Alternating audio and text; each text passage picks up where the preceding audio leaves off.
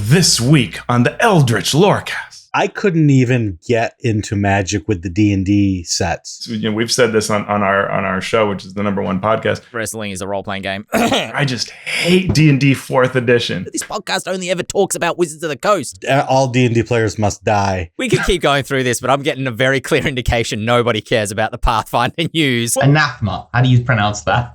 Enema. Someone who plays Pathfinder might be able to enlighten us. Maybe this is already a thing. I think you spend 9 actions, and then you concentrate on a spell. All that and more right now.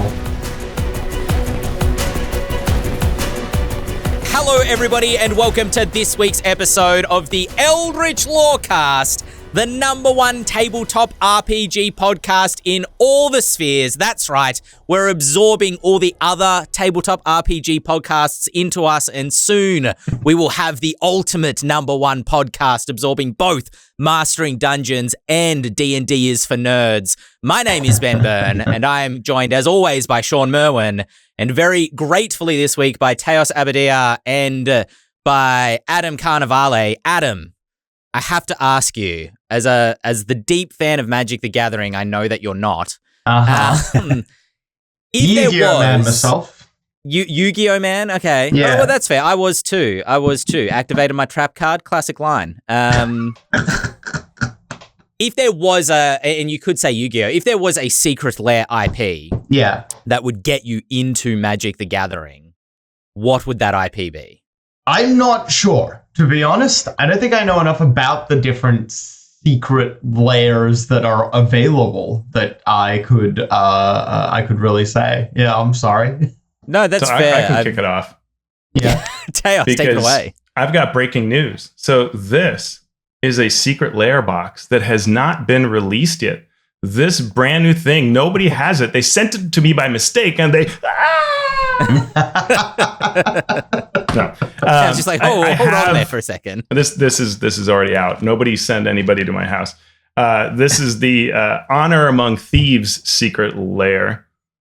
And this is what it looks like when you get one of these boxes with, special foil to prove that you didn't open it. And so the secret lair releases every now and then, and it's like wild themes applied to it. So it could be like, really neat art that's done by certain artists, guest artists. It can be themed. So there's the Lord of the Rings one. There, have been a D&D cartoon one. That was one that got me to buy. Yeah, right. The movie one I bought. So anything D&D will get me to buy it. But I would love to see some different novels done up as Magic the Gathering cards. I think that'd be really cool. You can pick your favorite fantasy novel series, and I think it would be really neat to see. That's true, especially because novel series that don't necessarily have a show yet or it's always really fascinating to see a novel series brought visually to life and be like, that's and I can see how they've gotten to that part with that character or that look. It's not how I visualize them, but that's totally cool. Is there any Aragon love in this group? Yes. Yeah.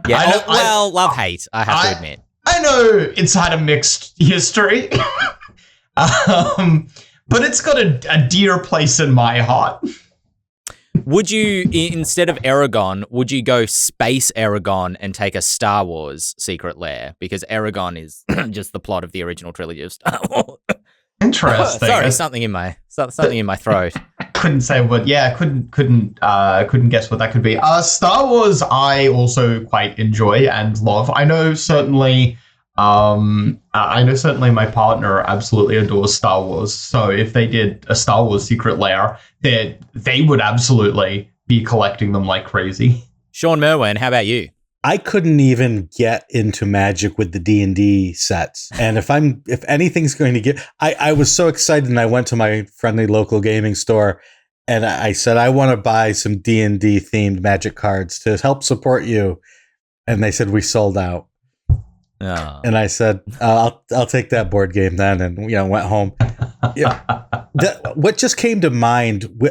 I don't know if it's like this in Australia, but in the US, there's a huge crossover between role playing game nerds and professional wrestling fans, and I don't know why, but it's even if people aren't really super fans, they're at least down with the lingo. And there are several role-playing games that mimic professional wrestling.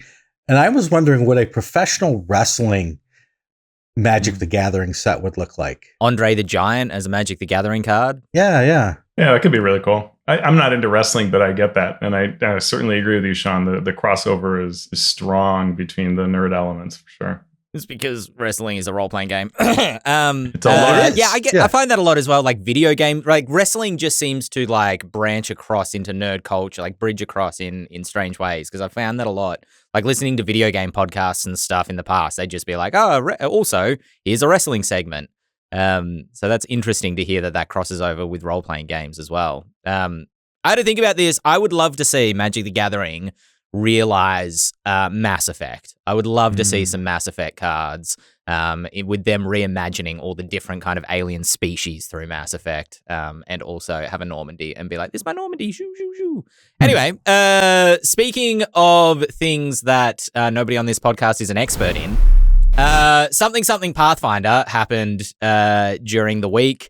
Look, it's a slow news week. I know, it's Pathfinder. Let's just get through this together. We'll manage. I have a lot of friends who dearly love Pathfinder. A lot of my friends are Pathfinders. I know people who will die on that hill. That's the scary thing about it, right? It's most D&D fans are like, oh yeah, there's Pathfinder. That's cool. I hope. Well, I've tried it. It's fine. And then there's Pathfinder fans who are all D&D players must die. How dare they support wizards? And that's what I found when there was the 4th edition split with the 3rd edition version of Pathfinder. Was that some people were okay, cool, and just the vitriol that was coming from. I could tell you stories that would get us a explicit rating. People asking a simple question to a Pathfinder fan, or even somebody who worked at Paizo and was threatened physically for doing so. So, jeez, okay. I think my favorite moment was being at Gen Con with Logan Bonner, who's now the lead rules editor for Pathfinder, and we were talking because he used to work on 4th edition, and we were having fun talking about the industry and everything. And someone comes up and says, "God, I love Pathfinder. I just hate D&D 4th edition." And Logan says, "Well, I worked on a lot of it." And he's like, "Oh." And then walks out. He's like, "I get that all the time." Yeah. I kind of got into the hobby when literally, I believe 2009 was Pathfinder released, somewhere around there. But I got into the hobby around 2009, and I remember at my university D&D club, it was like Pathfinder was like a forbidden topic that no one shall talk about. It wasn't until I think a year or two later that even some people at my club started talking. I found out because I found out we weren't supposed to talk about it. That's how I learned about Pathfinder. Right. The first rule of club. Yeah. Pretty much, yeah. It was wild. Yeah, I don't get it. I mean, we on the Lorecast a couple of weeks ago, like a month ago now, we basically had a really heavy news week and we ran out of time to talk about the news. So I just made a gag at the end of the episode about like something important happened with Pathfinder. It was when they first announced, I think, their refresh, and they had the kind of sketched covers that they were showing off for Pathfinder Core, I think they're calling it, or they're calling it Player Core, GM Core. It's all in my news notes, whatever. It's not important. And just like, look, it wasn't a lot, to be fair, but we just got a couple of comments on the YouTube video. It was like, is somebody paying you to not talk about Pathfinder? This podcast only ever talks about Wizards of the Coast. And so now I just like turning it into a gag of like every week we have no time to talk about Pathfinder. I have no doubt I would love Pathfinder. I think for me personally, somebody again commented in the last week's episode, as a war gamer, somebody who started in the tabletop hobby as a war gamer, I would love the crunchiness of it. Dante's playing Pathfinder, everybody. We have a Pathfinder player on the team. Don't add us. And he's loving it at the moment. He's really enjoying it. But I just get exhausted every time I enter a conversation about Pathfinder with anybody who's already a fan. So I'm glad we can have this conversation because Pathfinder is too many D's in this sentence. D&Difying their rules refresh with a rules refresh just like D&D. Good one, guys. They've releasing new versions of Pathfinder 2E. It's not a new edition. It is sounds familiar. Calm down, everyone. Calm down. It's not a new edition. Winky blinky. But you will buy all new books. Yeah. Yeah. Well, they're backwards compatible with their current books, so you can still use all your current Pathfinder books. We live in a hellscape. So I think the first one's coming out, a player core and GM core, if I'm not mistaken. And then there's monster core and there's player core 2 at some point. It's all confusing. But the interesting thing is what they're stripping out of the game to make it less in line with the OGL, so that if any OGL thing was to ever come up again in future, not that it can now, Creative Commons, blah, blah, blah, Pathfinder is entirely its own thing. So they are removing D&D-centric schools of magic.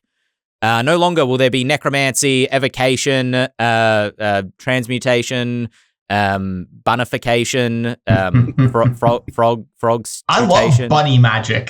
That was my favorite school. That was your. What did you like about bunny magic specifically? I think I loved that it had every spell in every other school, but a bunny version. It was literally double the amount of spells, but they're bunny versions. Yeah, bunny wounds.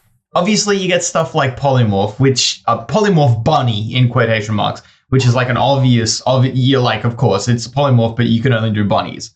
But then bunnying hands, where you cause little bunnies to come out of your hands, out of your fingertips. That's a little bit more inspired. I quite like that. And then it goes all the way on, obviously, to the weird ones, which is wish in comma in brackets a bunny, which is you can wish for a bunny. Obviously, as we all know, because we all love that school of magic. Can you remind me, sorry, what inflict bunnies does? I can't remember. It inflicts bunnies upon someone. Oh, well, see, it's a kind of a misnomer, because you know how you can't have just one bunny because they get lonely. You're supposed to have at least 2 bunnies. So inflict bunnies. It inflicts one bunny upon someone, so they're running around. You get little goblins running around with a bunny looking for a second bunny because that one's going to get lonely. See, but then you just cast chain bunnies and you've got it covered. Yeah, well, yeah. But that's like a 7th bunny spell, you know? True. Yeah, and sadly, Pathfinder doing away with all that. They're going to replace them with type of spellcaster schools. So, like, war magic is the example that they've given. Okay. Hungry. I heard. I know Logan Bonner. He's the lead developer. Okay, well, that's interesting. You might be able to... Hungry, other things that start with H. It's Now I'm not sure if you're joking. At first I thought you were joking. Now I'm not so confident anymore. Hangry. It's Hangry. Hungry, angry. Yeah, we know. Uh-huh. All the H's. Yeah. That's the inside news I've got. Spilling all the inside news today. Gotcha. Spell components are being reworked into manipulate and concentrate traits. Okay. So no material components? Is that what that means? Yeah, that was that. You read my mind. Couldn't pull the word material out of my material component pouch. I hope they don't eliminate that sort of stuff entirely, because I love the idea that to cast Spider Climb, you need to consume a spider. That was one of my favorite details of the spell. Well, I'm curious because concentrate obviously is a something in 5e. Haha, you're not completely D5eing it. So how are they changing that to be like a spell component? Is concentrate, and someone who plays Pathfinder might be able to enlighten this. Maybe this is already a thing. I think you spend 9 actions and then you concentrate on a spell. Right, gotcha. I got to assume it's going to do something like concentration in 5th edition, where maybe you have an object that you're concentrating on or through or something like that. That's what I'm reading it as, at least. That's what I'm seething hatred for 4th edition. You just focus on that. Just really hard, and then your spell keeps going. I can't get too worked up about 4th edition. I thought I just don't get what the big deal was. I saw Shawn readjust his. Oh no! Moderators. No. We all know Shawn edited 4th edition, so that is definitely not the case. It was named after Shawn. My middle name is Fourth.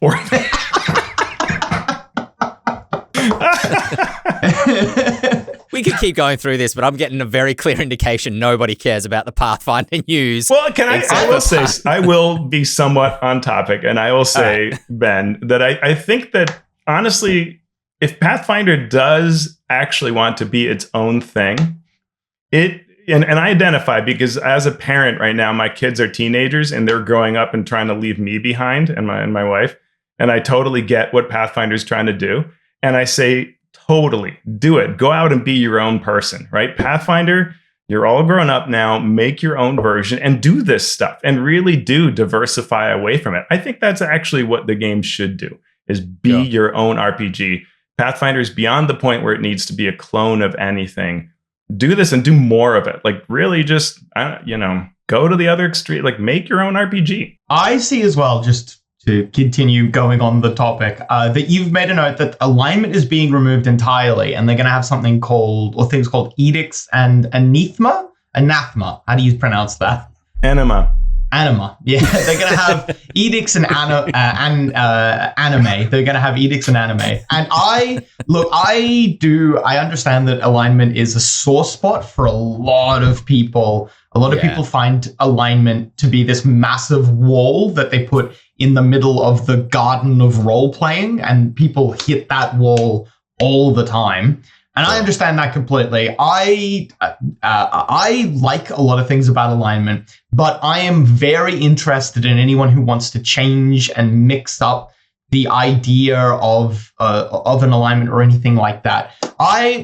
I guess what I really like, the thing that I like the most, is I like the idea that good can be an actual, like, a substance that you can put your hands in and hold, and evil and law and chaos the same. And if they can get any of that energy into edicts and anime, I will be a very happy man. First of all, I like that Teos personified Pathfinder as a moody teenager. That seems to fit it like perfectly for what we were talking about earlier. I say that with respect, as I respect my own children. I don't dislike alignment as long as it's used descriptively, not prescriptively. Sure. I personally don't like the idea of goodness being like a substance, only because then for me it becomes very prescriptive. But I think it depends on the type of fantasy you want to like. Are you wanting to play like epic kind of, high fantasy, or, grounded kind of dark fantasy style game? I would almost evolve it to the point where, like, here's your Witcher watch for the week. Knights of the Old Republic had the light side, dark side. And then BioWare kind of realized that as Paragon and Renegade in Mass Effect. And then I remember talking about The Witcher with my older brother, who introduced me to it, and I was much younger. I was like, "Oh, what's that new game you're playing?" He's like, "It's The Witcher. It's real cool." And I was like, "Oh, is there like alignment in it, or is there Paragon Renegade? Is there a light side, dark side kind of mechanic?" And he's like, "Well, no, but it's because they've kind of evolved it to the point where it doesn't need it. Like, your actions just have consequences. Your alignment is dictated by your actions rather than by some divine being deciding kind of what you are." And so this edicts and enemas replacement that they've used, I don't know that I'm a fan of it either, because again, it seems to lean into that thing of like, dwarves hold grudges, and so they hate goblins. Or I don't know if this is what Pathfinder is actually changing to, but sort of just creating again these rigid kind of structures that the game will very much have a sentence in that says, like, you could ignore these if you want, and, you can make them whatever you want to be. It's up to you. It's your character. But even having those rails there just feels a little bit like, I don't know, rails to me, I suppose. I liked alignment in some situations. Like in 3rd edition, when we played Living Greyhawk, when you dig into that concept and you really say, you are the force of lawful good, and over here are the forces of chaos, and here the devils are totally lawful. That can be really cool. But you've got to dig into it thoroughly, and you really do need like the spells that say if somebody is not good, you deal damage to them, right? Even if they're your friends and all this sort of stuff. And you've got to, and I think just there's enough of those elements that I think many players don't want. That's why it's gone from leaving all the games, right? But if you want it, it could be fun. And I always, we've said this on our show, which is the #1 podcast. But we've said on Mastering Dungeons that if you were to, it's available on YouTube or Podbean. But if you I had a point somewhere, no. But if you could do that, and it could be really neat to do, right? Like Dragonlance started doing that for 5e, where it almost started really talking about alignments a bunch, and then they chickened out and they pulled it. But it would be really neat to see that done for some setting or world or game where they dig back into it really strongly and make that a neat theme that you really strongly align with, right? And argue with your friends about. That could be cool. Yeah, and that's the thing. As soon as you do, you learn about how horrible it actually is when put into practice. As those of us who survived the AD&D days found out, as our 4-hour gaming session turned into a 3.5-hour argument session about the nature of good and evil, which philosophers have been arguing about since the beginning of written language. So you speak of Arneson and Gygax, I think. I speak of a lot of things, and sadly, a lot of it from personal experience, where someone says, "Well, what I did was not evil. What I did made sense. It was for the greater good that I did this." And then we get into the whole what is evil, and it's taking, as we've been talking about, taking this abstract term and putting game mechanics on it, which then affect gameplay, which is where we start seeing major arguments crop up. I understand 100%. So I'm just really hoping that they can get some of that energy for anime and for edicts. And I really, I think honestly, a fun combat is law and chaos. Often, rather than good and evil, I feel like law and chaos is something that even people who struggle with alignment can get into. Because it's is freedom or is absolute freedom better than a bit of like, it's a more definable struggle, I guess, is ultimately. You know what I would prefer is if it was called law and freedom, which maybe is a little bit more, those terms weighted against each other become a little bit more loaded and a little less balanced compared to chaos and law. But the reason being is because I think that anybody who kind of reads chaos, the instinct in a lot of D&D players is just to take that like to the absolute like limit of being chaotic and random, whereas I prefer to read that alignment as like personal freedoms. You know, you don't believe in being entrapped in contracts or being entrapped in laws or... That was a thing that earlier D&D did a lot more of, right? I'm obviously not the one necessarily to ask here, but my understanding is that early editions of D&D saw chaos as being the alignment of evil, basically, and then law being the opposite. I might be wrong there, though. That's going back even beyond advanced D&D to the very early OD&D, and I sometimes get a little fuzzy on that. But yes, you are correct. There was like law and chaos as opposed to good and evil. But even then, chaos, right? People would be, I'm chaotic neutral, so therefore I'm going to roll a die to see how I attack. Maybe I attack the dragon. Maybe I attack you because I'm chaotic. And then we're like, yes, that is definitely chaotic, but you are also, attacking good people as opposed to definitely evil monsters. Where does that leave I missed you? that a little bit, Shawn. I got to be honest. A little bit. A little bit. What's that old quote? This is my surprise face. What's that old quote? Chaotic neutral makes it a lot more interesting firing into a melee. Yeah. They're also doing a couple of changes with the species. They are taking Tiefling and Aasimar and combining them into Nephilim, which I'm assuming is basically kind of, planar entity, planar born, and removing Drow entirely, citing that Drow were just too D&D specifically. This one interests me a lot because elves, the law in Pathfinder, I thought, was that elves physically change depending on what sort of circumstances they find themselves in. So a drow that an elf that goes and lives underground will slowly and is corrupted by I forget their equivalent of the evil elf god, but is corrupted by the evil elf god. They slowly physically become a drow. So I don't know. That was my understanding, at least, of the lore. So I don't know what's going to happen there. That might still be true because they've talked about replacing them with Yuan-Ti. Okay. No, I'm just kidding. It's not Yuan-Ti. It's like serpent folk. But it is actually. Well, that's hilarious. That's really funny. Drow are 2 D&D, so let's go the other D&D concept. Snake folk, yeah. Okay. So maybe they'll be serpent elves or something in that. Maybe, yeah. Oh, that'd be interesting. I hope they ride Iorb people. They'll get a deal with Reaper Bones to print all their minis officially. They'll have Eye Beast and Ocular Monster. We have Eye Beast at home. No, that's It's just like my kids. I'm totally different from you, Dad. Okay.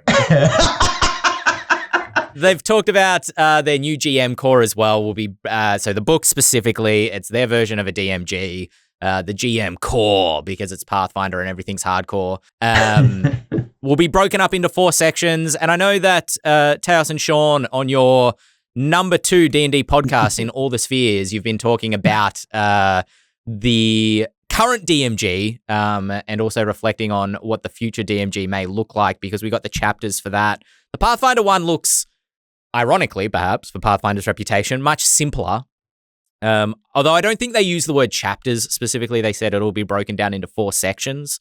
Those sections will be running the game, which will be the first one, building adventures, subsystems and rules variants, and magic items and treasure bringing up the rear, which is not too dissimilar from the D&D 5e refresh DMG, which is the basics, play walkthrough, rules compendium, adventure building, campaign building, cosmology. So it looks like they're packing more lore into the 5e one, and magic items bringing up the rear, and then the surprise chapter. I think while they're gonna be titled different, I feel like it's gonna be really similar. The something about Dungeon Master Guides, or GM cores, if you will, they kind of hit like a good sort of layout a couple of decades ago, and they've not really changed it since. Maybe there are better ones, but no one's really trying to shake the system up there. I don't think, at least. We have been, looking at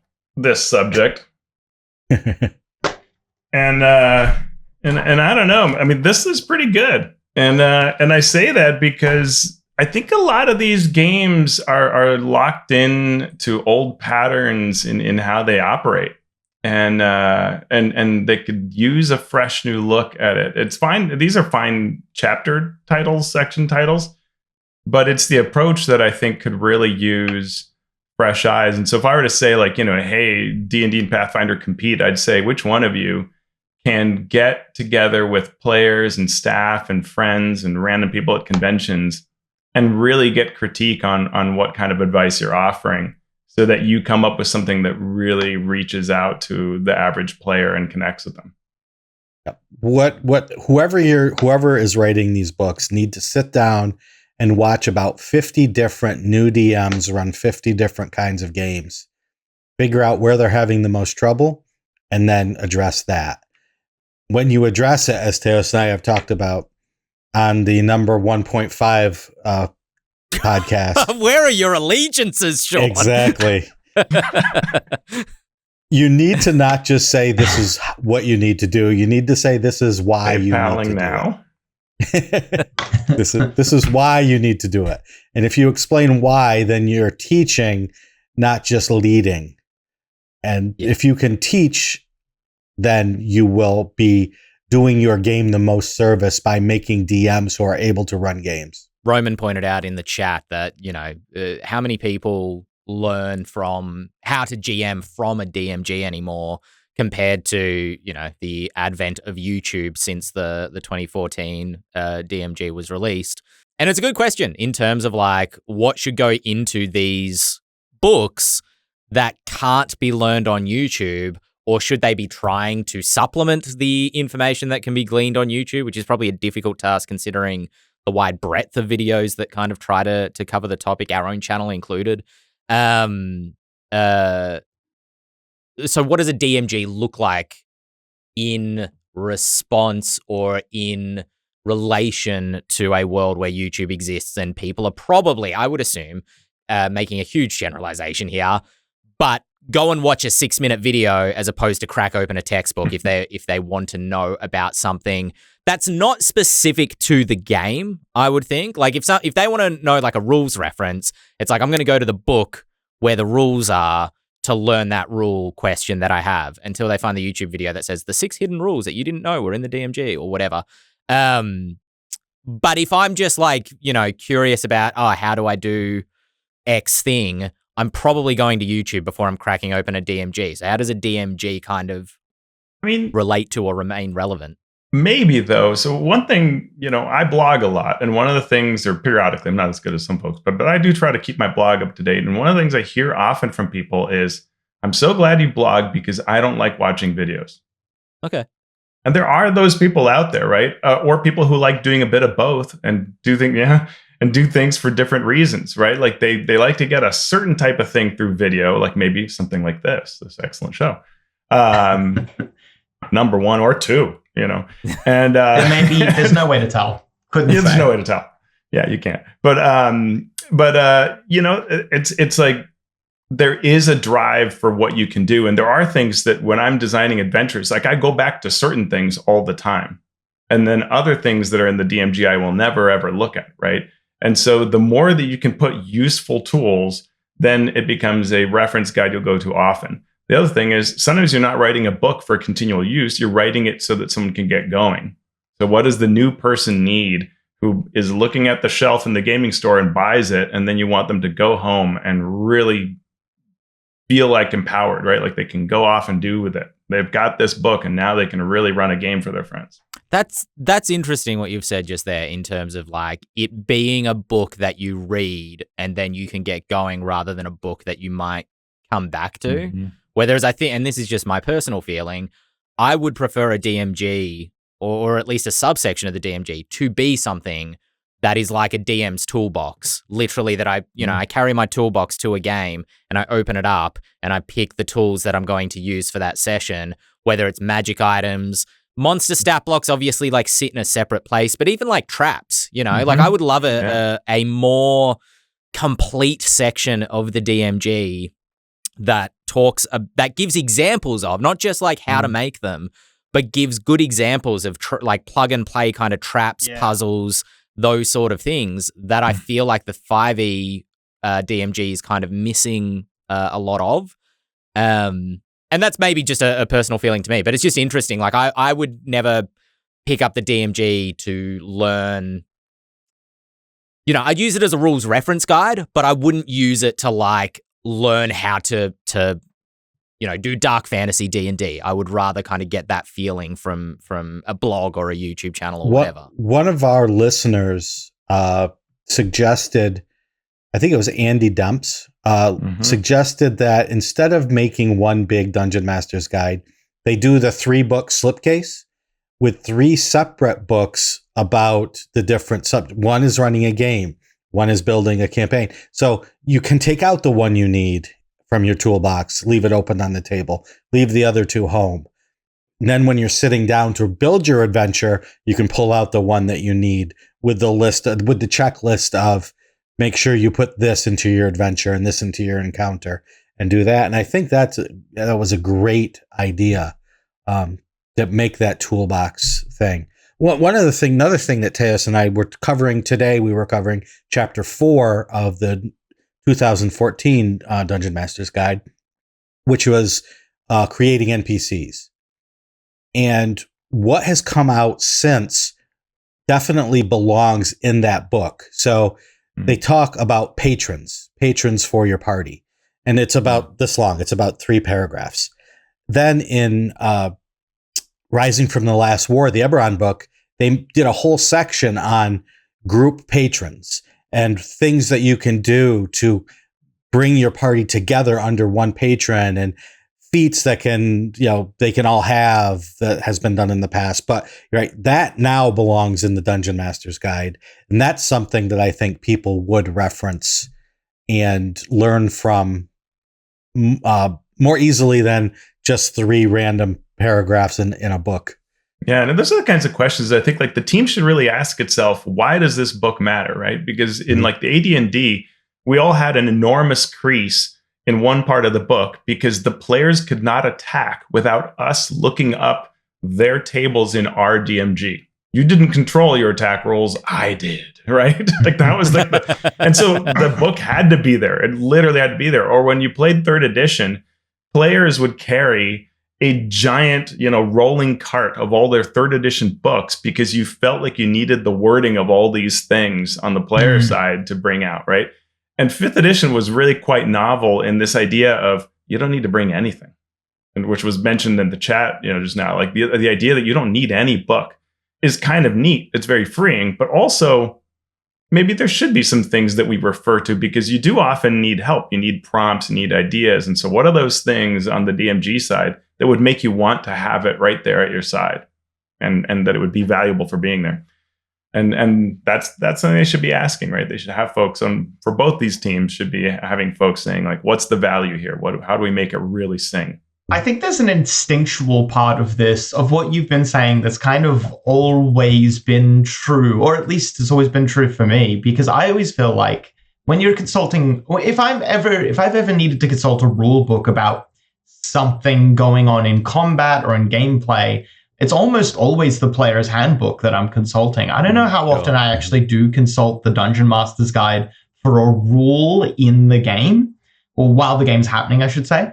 And then if I, just as the Dungeon Master, need to consult a book, I'm most typically consulting the monster manual if I'm consulting anything. I know what is going on. I've already planned what's going on. So I think, maybe the Dungeon Master's Guide, like what we've been saying here, could take more of a less of a role in the actual game and more of a role in preparation for the game.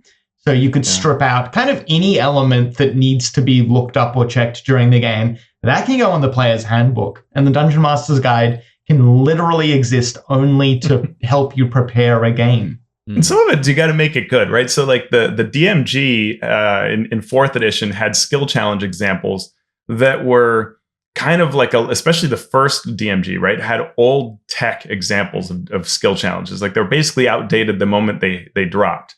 So therefore, no one's referring to them. But had they been useful guides to how to run a skill challenge at the table, then you would have wanted to look at that. If traps were, like you say, a useful reference for how to improvise a trap at your table and do cool things with it, then you might have it at your table. If the NPC rules were things you really could use right then and there to quickly build an NPC, you might have it at the table. But you've got to write the book differently if you want that. I don't know which one it is, but one of the many different DM screens that were officially released had this little roller table for making an NPC, which had it had how to quickly generate a name, and then here's some basic NPC ideals, bonds, flaws, and stuff like that. I use that table all the time.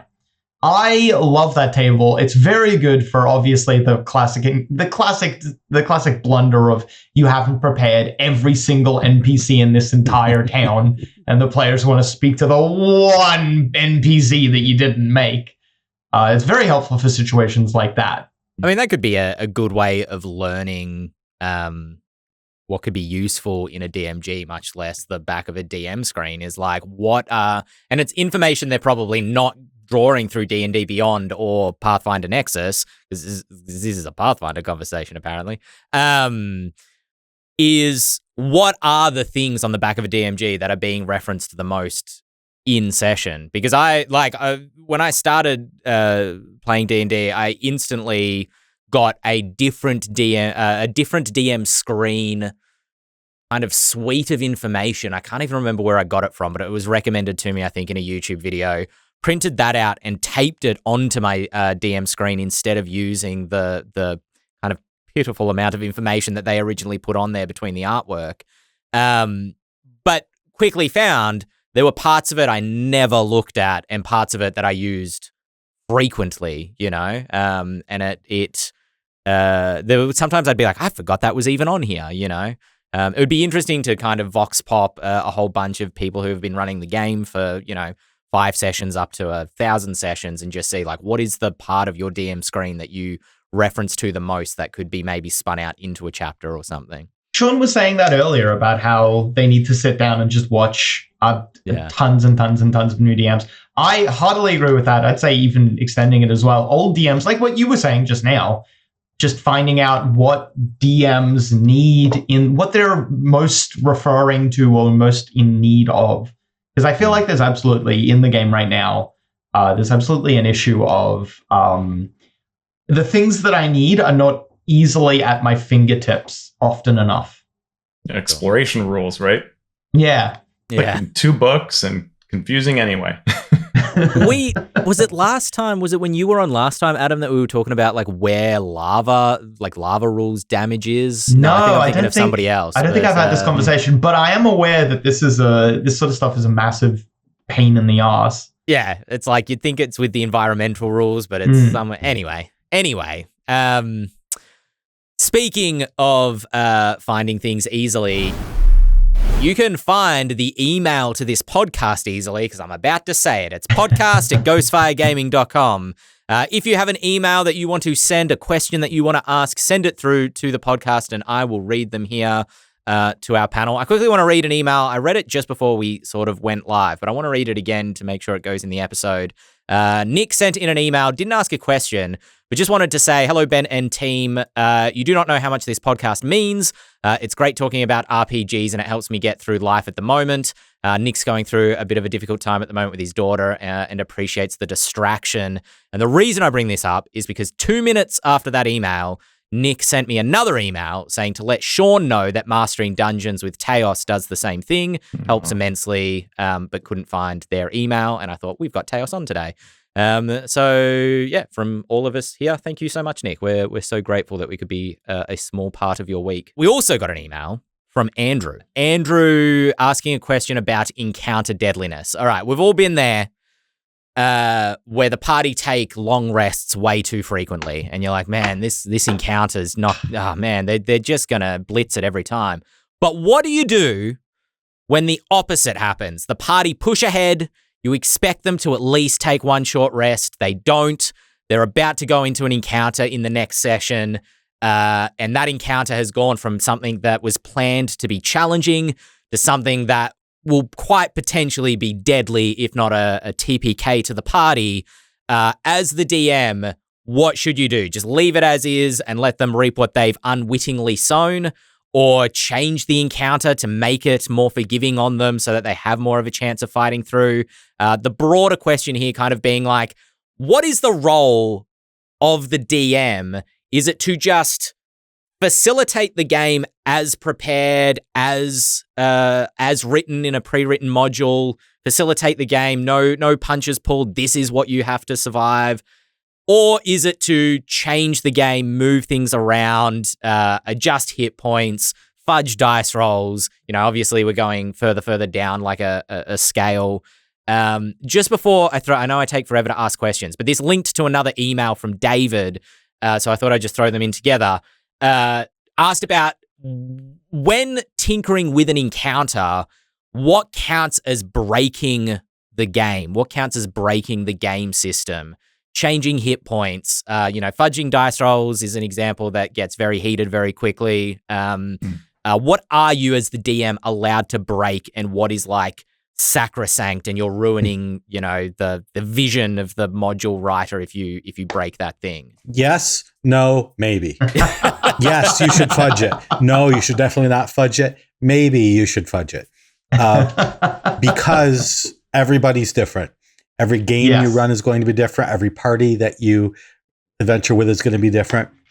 If you're not doing session zeros, you should.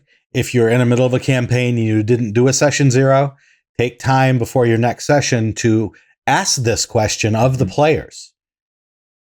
If you are in over your head, do you expect me to slaughter you? Or do you expect me to facilitate an ongoing story that will likely see you survive in some way and then move forward from there? If you're running a competitive game at a convention like the D&D Open, as the DM, you should never be fudging. You should take every opportunity to run the encounter as difficult yet as by the book as possible, not fudging to be too strong, but doing exactly what you need to do. And then there's everything in between. What's the social contract with your players? Know your players. Do your players say, yes, we want you to be as difficult as possible and we want you to slaughter us if we deserve it?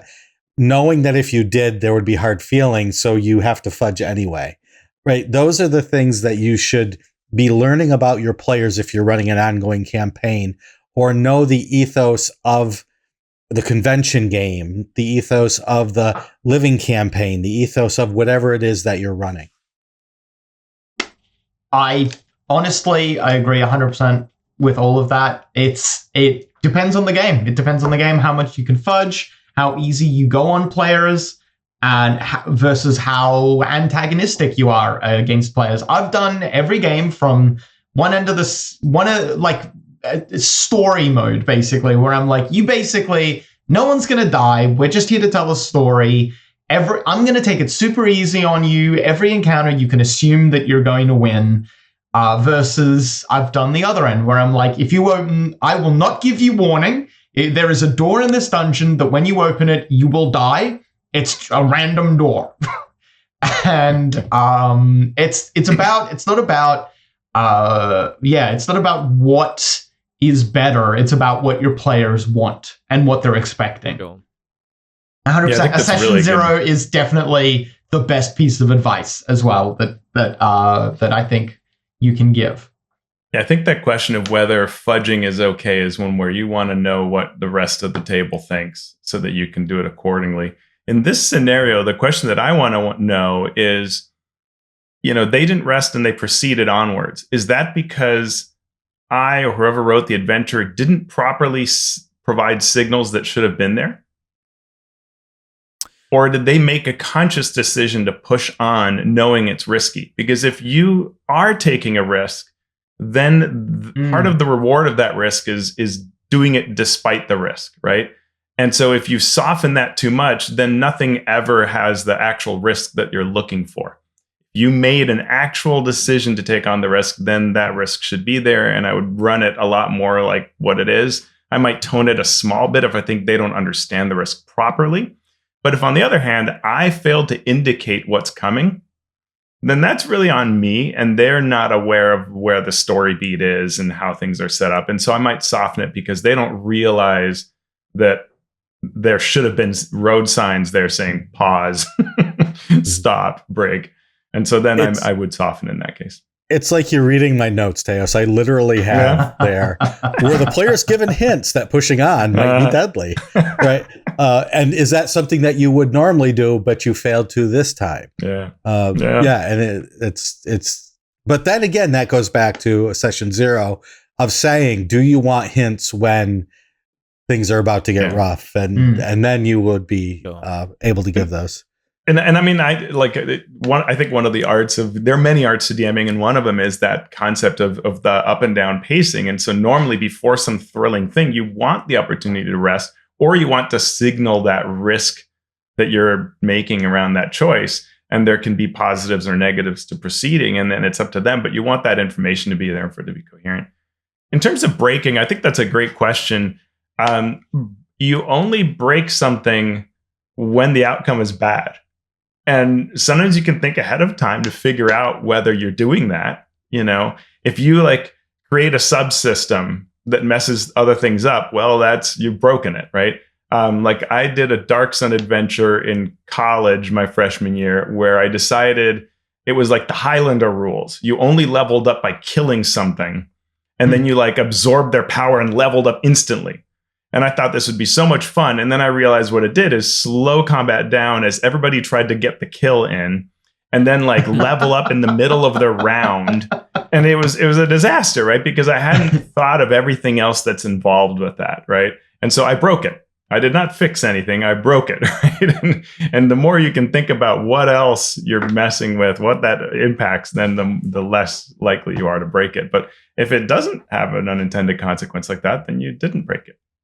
I think tying into that, a common rule that I've heard with a lot of things is that you are absolutely allowed to break a rule or break anything so long as you understand it completely. So long as basically, if you know how to put it back together again, you can break it. That's allowed.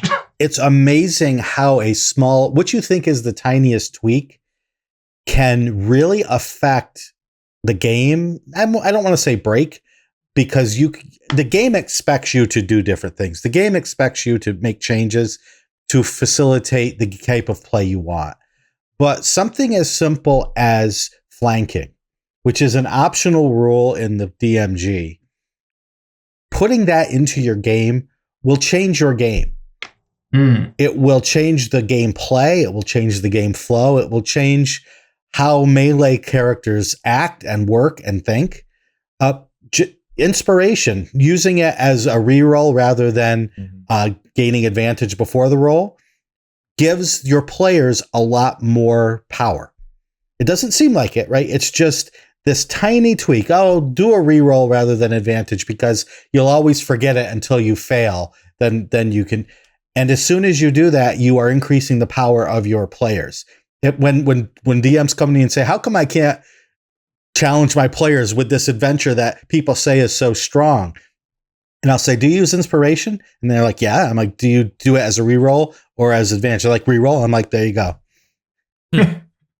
That's it. You've just increased their chance of hitting, doing damage, and fulfilling the goals of the game tremendously, mathematically tremendously. Sure. And you don't think it is, because it's just this tiny little tweak. I think related to this discussion is Adrian's question, asking about session 0 advice, tricks, techniques for a session 0. They're about to, or they're waiting for the physicals to arrive for Citadel of the Unseen Sun, which is a Grim Hollow adventure. So they're also asking about advice for Etheris specifically, or a dark fantasy campaign, I suppose. But also just asking for tips and tricks and things that we do.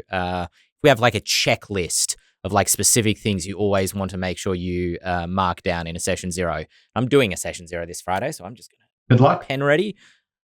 I find my session 0s tend to be essentially a checklist of different questions that I have about the campaign. Obviously, things like not necessarily a questionnaire is what I meant to say, not a checklist.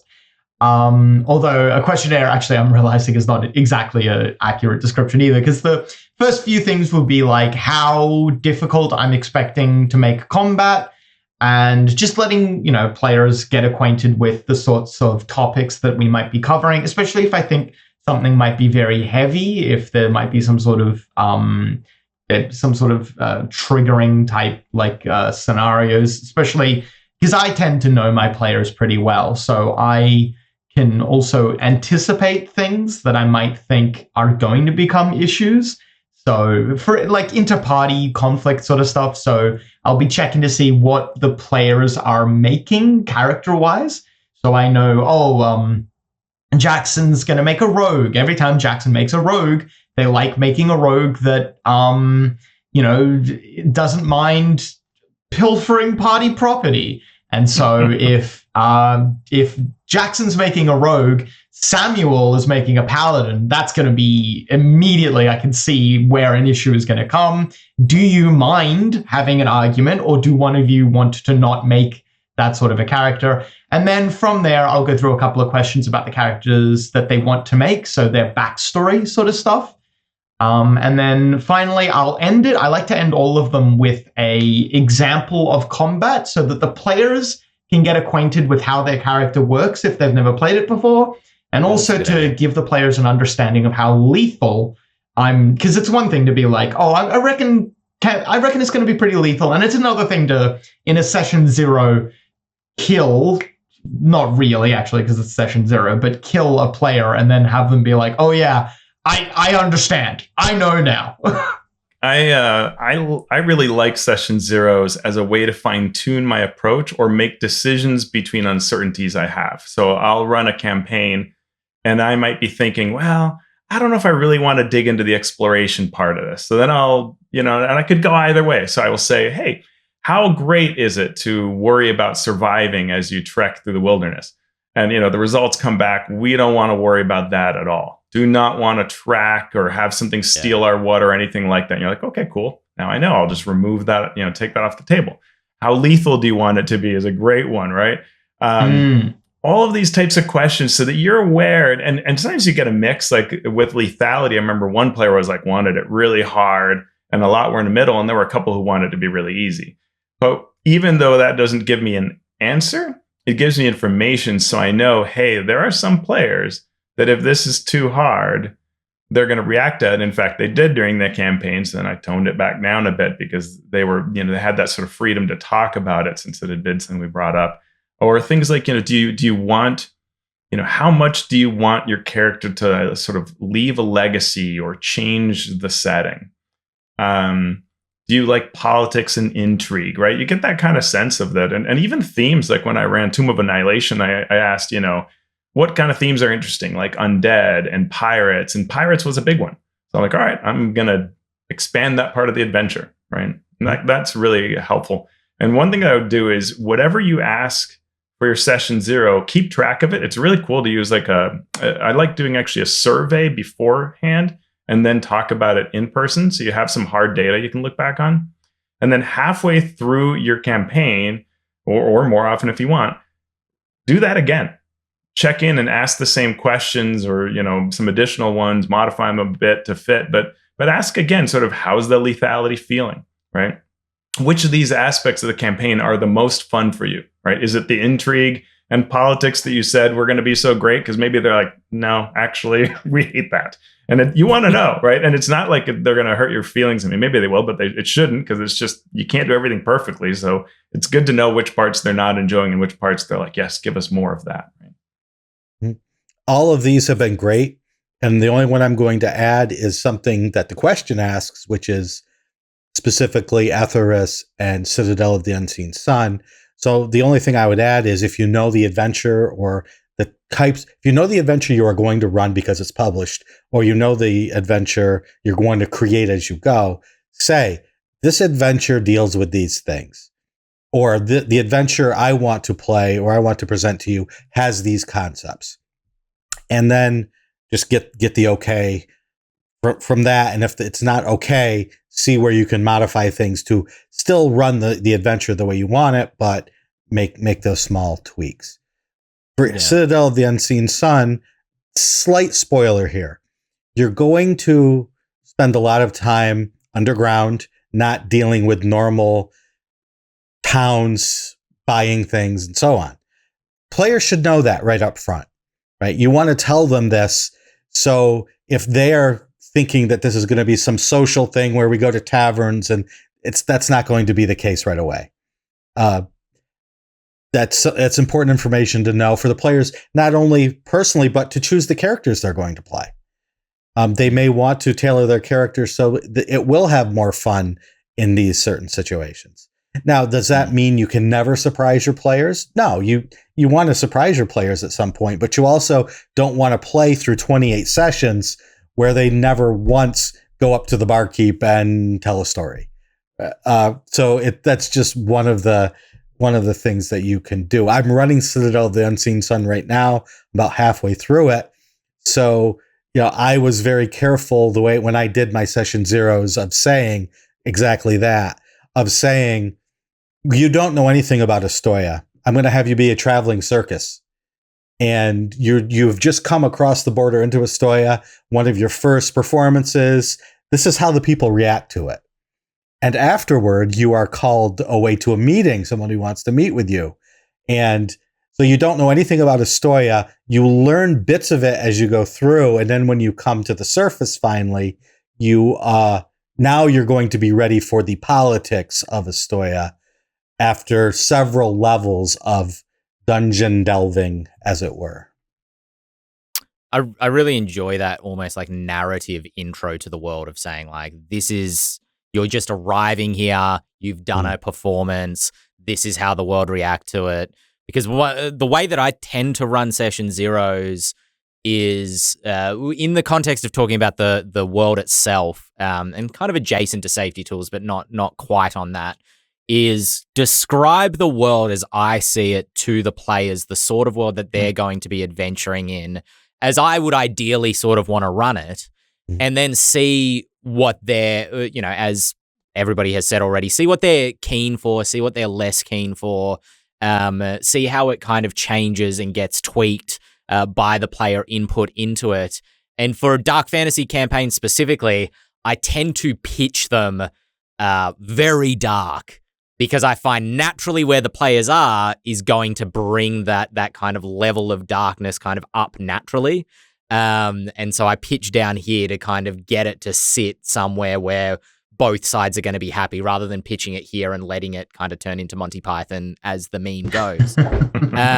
But specific, themes that you might want to look at with dark fantasy and prepping your players for it, for Etheros, not necessarily for Citadel, maybe for Etheros broader, is like, do you want to have to deal with moral ambiguity?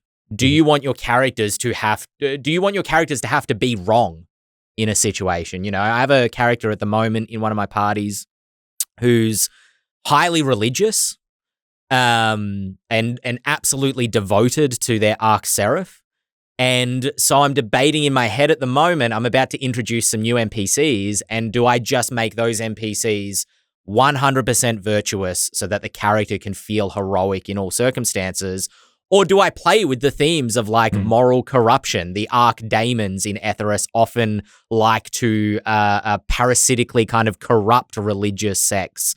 And do I introduce that in so that this religious fervor that this character has needs to be questioned during the campaign? Are they actually doing the right thing or not?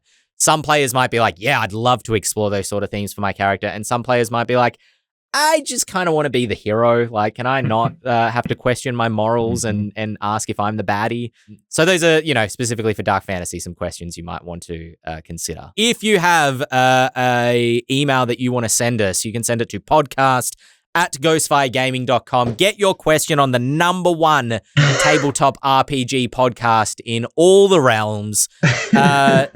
Teos, I'll throw it over to you. Where can folks find you if they want to find the other #1, the shared #1 podcast? You can find us in the other corner of the multiverse, Mastering Dungeons podcast. We're on Podbean. We're in all the places that your hot, delicious podcasts are served. You can find me personally at alphastream.org and alphastream on most socially things, especially Mastodon. Yeah, thank you. And Adam, let me just serve you up this softball again. If you were to be on a podcast, another podcast, the other #1 D&D pod, the #1 actual play podcast. We like to think of ourselves as a healthy bronze, a third place, if you will. Okay, cool. Fair enough. Where would people find you? I'm at D&D is for Nerds, D ampersand or N. Both of them are acceptable. D&D is for Nerds. That's the podcast. Sans Pants Radio is the network. So sanspantsradio.com. Or if you're feeling a little lazy, you could just Google D&D is for Nerds. We're on most platforms, Spotify, Apple Podcasts, that sort of thing. Personally, you can find me at Retro Archetype. Retro and then Archetype on Twitter, Twitch, Hive as well. All the good places. Sweet. If you want to follow anybody from the podcast, our handles are always below our names. Again, you can email podcast@ghostfiregaming.com. We are back. Actually, I should quickly note, Shawn, I hope you're cool with this. Next week, the podcast might be half an hour late from the streaming time. So next Monday, it'll be 7:30 Pacific Standard Time, 4:30 Eastern Standard Time, 9:30 Australian Eastern Standard Time. We're on Twitch /Ghostfire_official if you want to catch it live. Or you can find us on YouTube, Spotify, all the places where podcasts are found. I mean, you found this podcast already, so you can, maybe give it a like or 5 stars or all that stuff. Anyway, we got to get out of here. We'll see you guys later. Unless we do that, Dante won't take us offline.